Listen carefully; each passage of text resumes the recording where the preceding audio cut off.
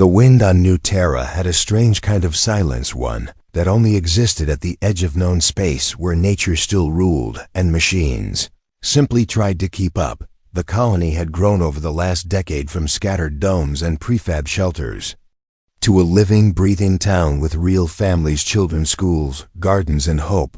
But nothing on this world was ever truly safe, because humans had settled on a planet that tested their strength every single day. Commander Blake stood on the outer edge of the colony, watching the sky with a quiet tension that never left him. He had seen too many skies turn red, too many silent horizons hide danger. His eyes scanned the blue-green clouds as if they might part and show him what his gut already told him something was wrong. His comms unit crackled in his ear, static, then silence, then a voice barely above a whisper. Transport Echo 9 is late by 13 minutes. It was the school shuttle, the one that took 23 children from the learning center to the colony's observatory dome and back, a short trip done twice a week like clockwork. 13 minutes. Turned sharply, walking into the command center without speaking. The officers inside felt the change in the air. Blake didn't bark orders, he never had to, but everyone moved fast, because when he moved like that, it meant something. A moment later, they confirmed the shuttle wasn't responding. They pinged the nav beacon, no reply. They tried direct signal again, nothing. The flight path was clear, weather optimal. There was no reason for failure. Not here, not on a route that had never seen trouble, unless someone made it fail. They launched drones, scanned the skies, sent patrol units into the field, but found no wreckage, no sign of crash or interference.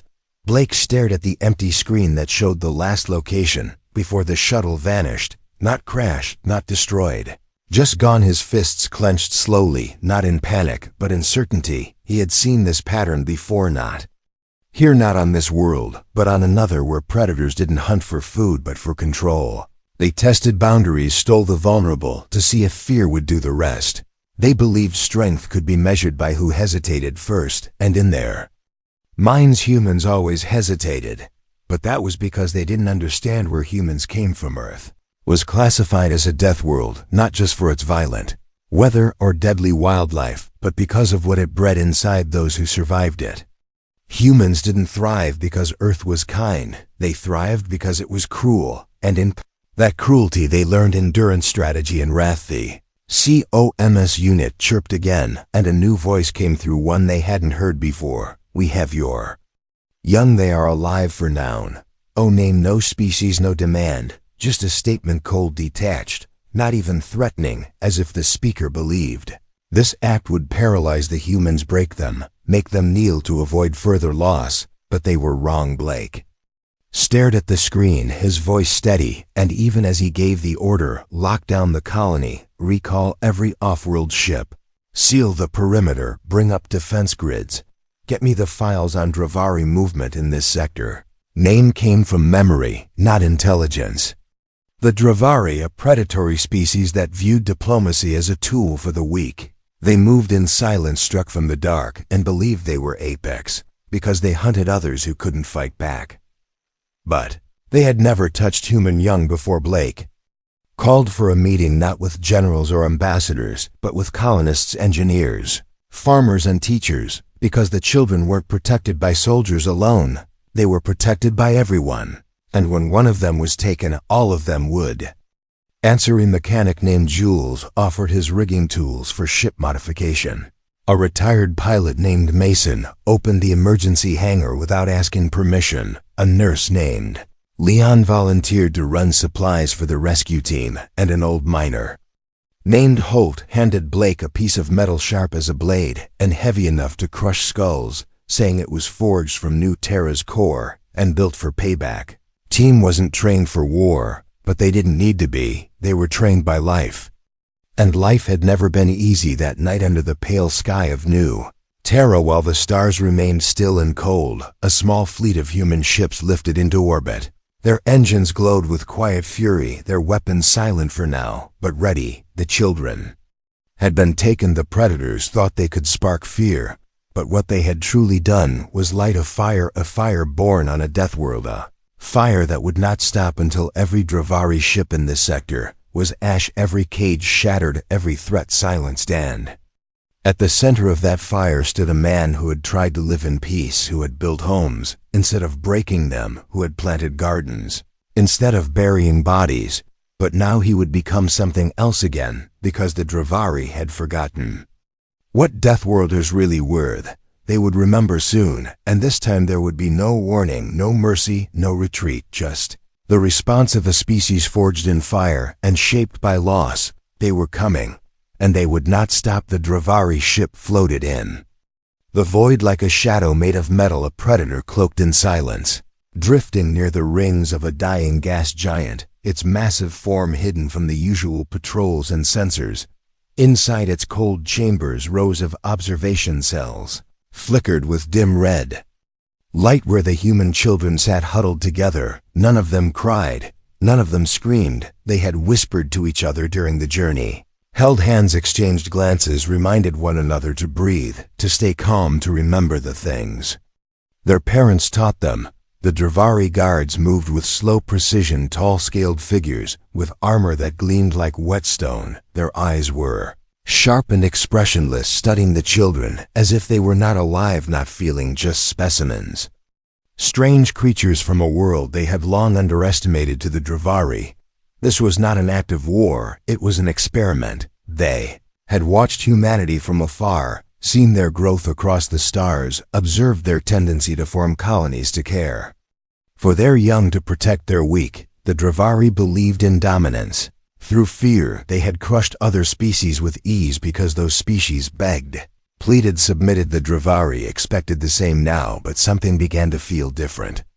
The children were too quiet, not afraid, but focused. One of them, a boy named Ely, examined the seams in the floor. Another girl named Mira traced patterns into her palm with her fingertip. They weren't praying, they were planning, and the Dravari didn't know how to read it. On New Terra, the rescue team prepared, without speeches, without uniforms, just grim resolve.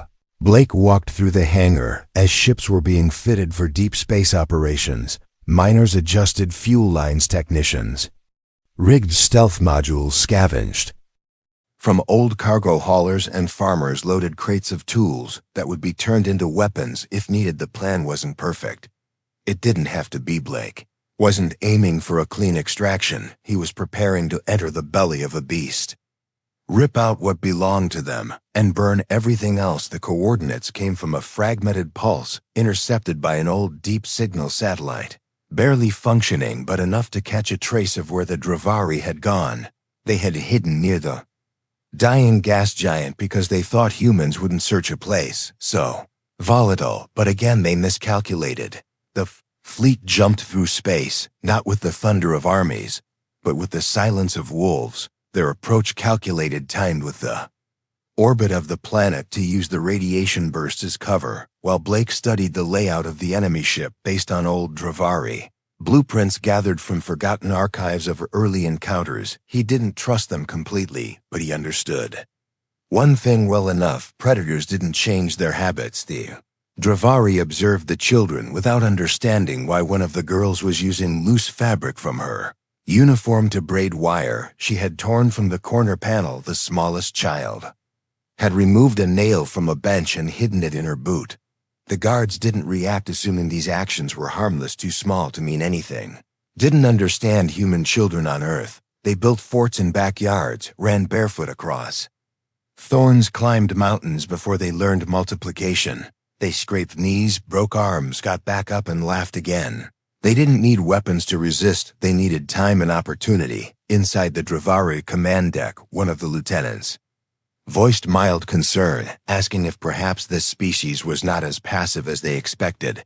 But the commander dismissed the worry. Humans were emotional, not tactical. They would beg, negotiate, maybe send a weak force to bargain or retrieve bodies. What he didn't know was that Blake had launched 2 ships ahead, unmanned decoys set to explode on impact at the edge of the ship's detection range. The explosions weren't designed to destroy, but to confuse, scramble. The sensors make the Dravari look the wrong way for just long enough. In that gap, Blake's main ship slipped close, docked, silently using a patchwork blend of stealth tech and asteroid fragments fused to its hull. A door breached the side of the enemy ship without triggering.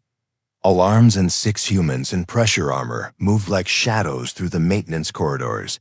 Each one knew the layout, each one had been briefed by Blake himself, and they had trained not as soldiers, but as survivalists. They knew how to adapt, how to navigate chaos, and more than that, they had a reason deeper than duty. They weren't fighting for medals or borders.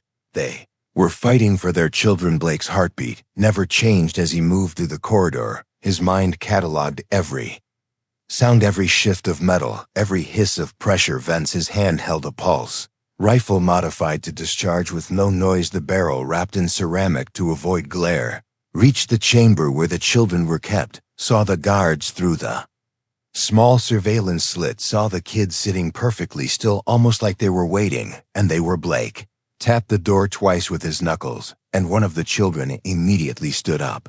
Her hand went behind her back, pulling out a wire. Formed into a hook, she jabbed it into the console beside the cell and triggered the first override. The room filled with movement in seconds.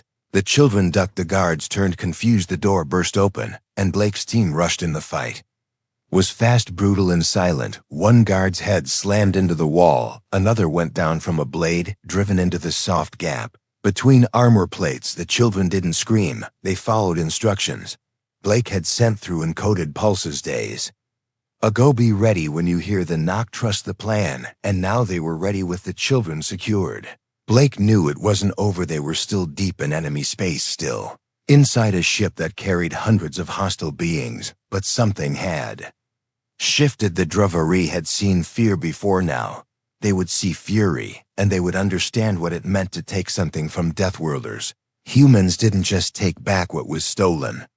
They made sure it never happened again. The halls of the Dravari warship stretched long and cold, made of metal that hummed with the quiet life of alien engineering. The lights were dim, the air recycled and dry, a scent of old steel and strange fuel lingering in every corner. The kind of place built not for comfort, but for control. Every chamber, every corridor, every function on board was made with one thought: to contain, break, and dominate.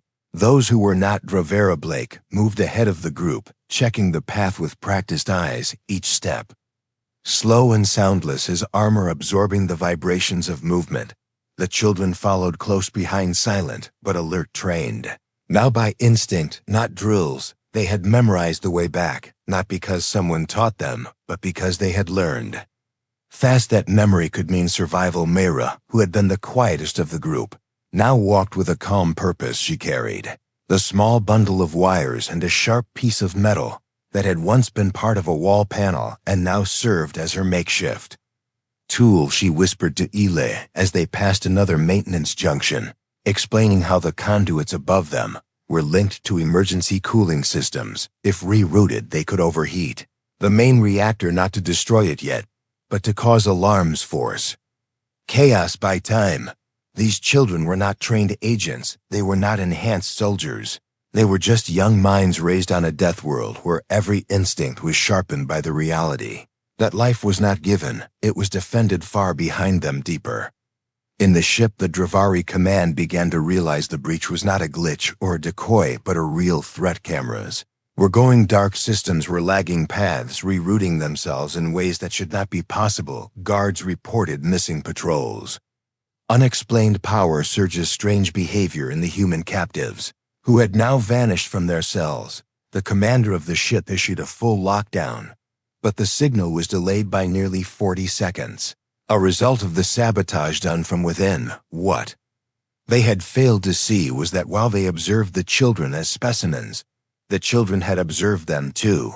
They had counted patrol times, memorized key locations, mapped exits, and even recorded door codes by watching reflections in alien armor. Humanity had once feared monsters in the dark, then they became the thing that darkness feared. Blake reached a storage bay large enough to hold all 23 children. His team began setting up defense points, stacking crates, linking portable shields, placing tripwire drones along both entries. They weren't planning to hide here long, but it was a place to regroup and launch the next step. The extraction outside the storage bay. Holt and Mason had taken opposite ends of the hallway, both carrying coil guns stripped of safeties for maximum burst. Each had been quiet men in their old lives. Holt had dug into stone for minerals. Mason had flown trade routes across sectors. Now both stood like statues waiting for the sound of approaching. Boots that would tell them the Dravari were coming. Blake knelt beside Mira as she adjusted a panel in the floor, asking her if the signals were set to loop. Her nod was steady, her voice. Even she had watched how the guards used their keys, seen how they reset doors and learned how to copy the sequence by tapping the panel in patterns. The Dravari had no idea what they had brought on board. They thought they had stolen weakness, but they had invited something else, something unpredictable, something unrelenting, something that did not crack under fear. Meanwhile, the Dravari commander issued a call to nearby ships, requesting reinforcement, unaware that his message had already been intercepted by Blake's secondary team still outside the ship. That team launched a false signal, bouncing it through 3 nearby moons, causing it to appear as if the ship had been destroyed. This delay bought precious time inside the ship. The lights flickered once, then again, and then alarms started blaring. Doors slammed closed across multiple decks, fire systems engaged, even though there was no fire atmosphere, purged into empty corridors as if the ship had decided it was under attack from itself. This chaos was the result of 10 small sabotage points executed by human children, armed with nothing but curiosity, memory, and scraps. Blake's voice came through the local comms, calm and focused. He told his team to be ready for split movement.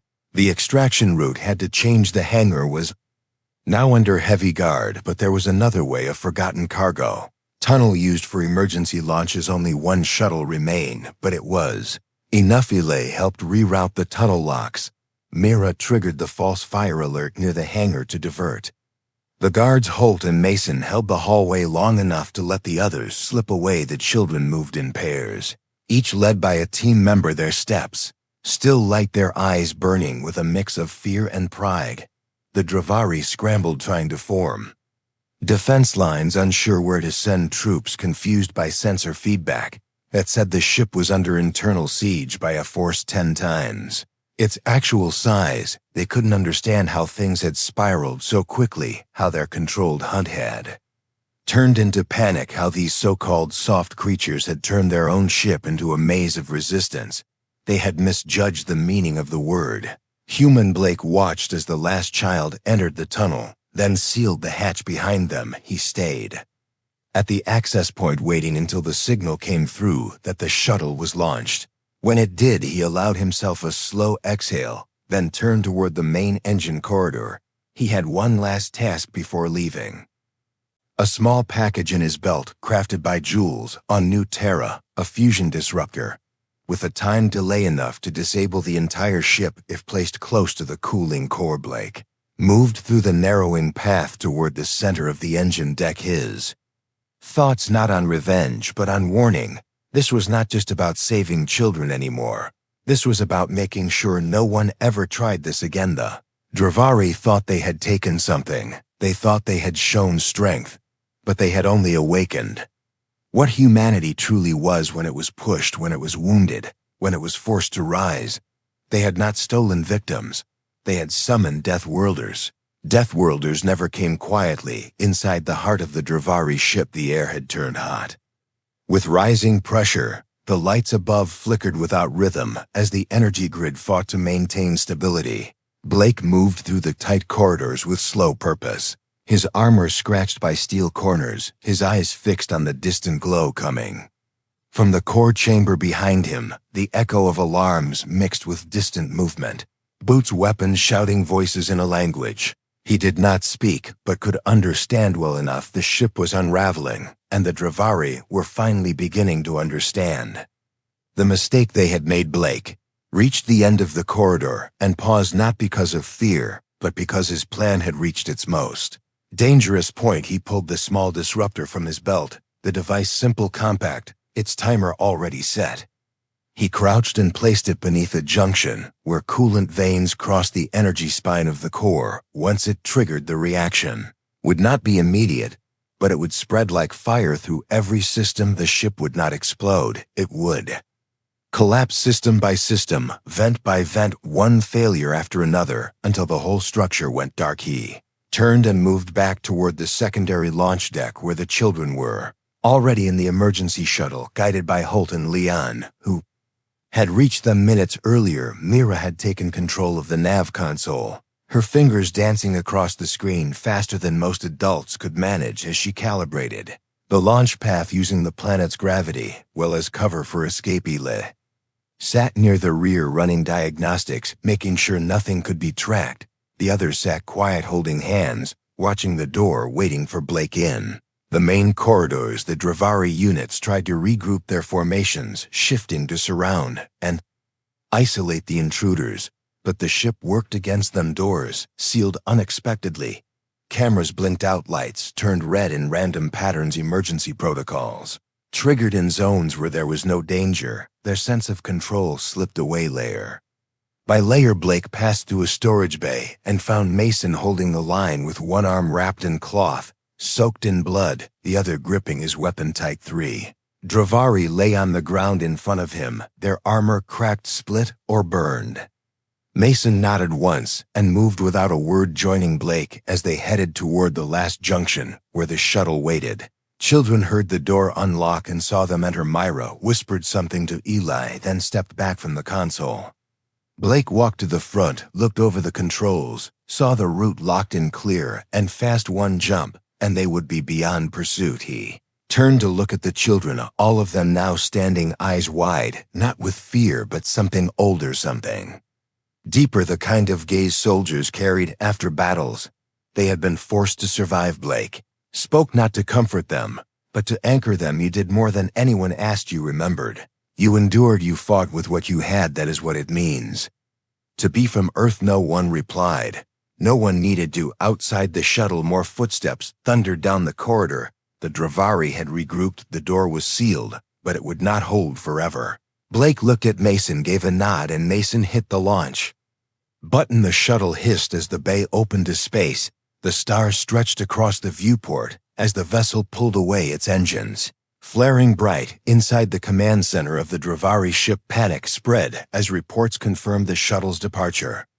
They issued chase commands, but the tracking beacons had been stripped. They tried to use main sensors, but the core had already begun to decay. Data scrambled, heat readings, wild power levels dropping. In the silence that followed, a final message began, transmitting from deep within their own ship. The screen blinked with a single line of human script, translated by onboard language systems. You touched what you should not have. It repeated, once, then again, then stopped just as the core began to ripple, and the lights across the ship went black. The Dravari commander stood still, watching the message fade, listening to the sounds of systems collapsing, unable to issue orders, unable to understand how a single rescue had turned into a message broadcast across the stars, a message not from diplomats, not from military heads, but from the ordinary people of a death world. 1. The backup generators kicked in, only partial systems remained. Navigation offline, weapon systems, corrupted, environmental control failing, entire sections sealed by protocols triggered from within their own ship. Humans had not just escaped, they had reshaped the battlefield. Hours later, as the damaged ship drifted in silence, the message continued to bounce across deep space, picked up by relay satellites, military stations, merchant routes, civilian channels. Everyone who received it saw the same phrase again and again: do not take what belongs to a death world. Children were returned to New Terra, where families wept in relief, where the colony stood as one, where gardens would be planted again, where steel would be reforged. But something had changed, not only in the people, but in the universe around them. The story had spread faster than the incident. Humans had never claimed to be the strongest species. They had never sought war or glory, but now it was known. They would go further than anyone to protect their own. They would fight with tools or wires or bare hands. They would bleed and crawl and climb back from fire, and when they did, they would remember who hurt them, and they would never allow it again. Dravari, who survived the encounter, spread stories of the human strike. Some exaggerated, some doubted, but the truth was there in the dark of space. Where ships once roamed with arrogance, There was now caution. Predators moved slower when they knew something stronger was watching. Blake stood alone near the outer ridge of the colony, watching the night sky once more, the same stars above, but no longer indifferent to what had happened. He held the disruptor's twin in his hand, unused, silent, a reminder of what could come next if another warning was ignored. This was not peace born from treaty or surrender. This was the silence earned by striking back harder than anyone expected. This was what it meant to awaken Deathworlders, and for the first time in a long while the stars remembered to be afraid. The sky above New Terra stretched wide and endless, a canvas of stars, hanging quiet in the cold night. The colony lights glowed gently across the plains. Houses still stood, walls still. Strong children ran through open corridors, not because they were afraid, but because they were free. The people had returned. The children were back. The colony breathed again. But beneath the peace, something deeper had settled, something that would not be forgotten by the ones who lived here. Commander Blake walked through the central square, boots heavy with dust, coat marked with burns and cuts, the signs of a battle that would never be mentioned in official records, but would live forever in memory. The people watched him pass, not with ceremony, not with applause, but with silent respect, the kind that needs no words. They knew what he had done, what he had risked, what he had become when the signal was lost and the children were taken. The elders of the colony had gathered earlier to decide the future, whether retaliation should end or be extended, whether warnings were enough or if permanent security measures were needed. But Blake had not attended that meeting. His choice was already made and delivered, with the message left behind in the wreckage of the Dravari ship that drifted now as a ghost across the void. Mira and Eli sat on the colony wall, watching the sun rise slow and warm across the hills, their hands stained with soil. They had just planted a tree, one for each of the children, taken one for each who came back, one for the silence that had been broken and replaced with the roar of return. They did not speak much, their eyes still holding the edge of everything they had seen and done. They were still young, but something inside them had changed, not in a way that dimmed their hearts, but in a way that made them sharper. Tree roots held promises, the soil accepted secrets, and from that place something new would grow, not just leaves and branches, but a warning to the stars. The Dravari High Council had met in secret, their pride wounded, their records broken, their calculations shattered. The footage from the warship had been retrieved, pieced together, showing human children dismantling systems, showing colonists with mining tools fighting elite warriors, showing parents turned into tactician survivors, turned into ghosts that vanished through steel corridors, leaving chaos behind. They debated strategies, arguments built on ancient beliefs. Some still claimed humans were weak, emotional, chaotic. But those voices grew quiet when the message replayed again and again: do not take what belongs to a death world. That phrase had now become more than a warning. It was a doctrine. It spread faster than any official broadcast, faster than diplomatic messages or encoded warnings. It moved through black markets, mercenary networks, forgotten stations. It reached smugglers, pilots, traders, mercenaries, and soldiers alike. Everyone now knew: you do not steal from humans. You do not touch their young. You do not test what was forged in storms and born in fireback. On New Terra, Blake stood near the school building, newly repaired walls, clean windows, clear.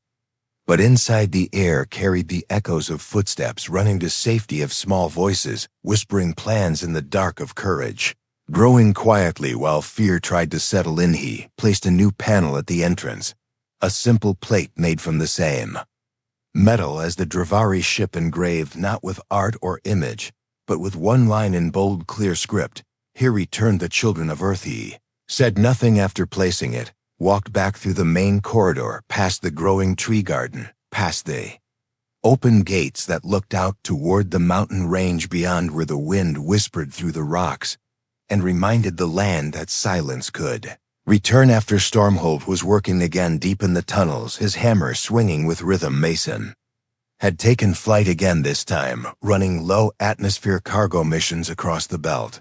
Leon had returned to the clinic, tending to bruises and cuts that no longer came from war, Jules had begun reforging the broken tools, not just for repair, but as gifts to the children. Weapons turned into shapes of hope, small metal stars. Blades melted into bracelets. Mira wore one around her wrist, not as a prize, but as a reminder, and Ale had crafted a small drone from scraps he found in the wreckage painting. It with stars and planets calling it Lookout, because he said someone always had to watch the sky. Nava War was not recorded in military logs. It was not celebrated with victory chants or marked with medals. It lived in the silence of moments where eyes met across rooms, where hands gripped shoulders in understanding, where children laughed a little louder and slept a little deeper, because they knew someone would always come. The stars remained vast, unknown, dangerous, but now they were not just home to predators, they were also home to humans who had shown what Deathworlders truly meant, who had proven they did not fight for conquest or glory, but for love, protection, and fury. Born from loss and deep beyond known space, in places where whispers mattered more than orders, there were those who changed course at the mention of Earth. There were those who erased plans the moment they read the word human.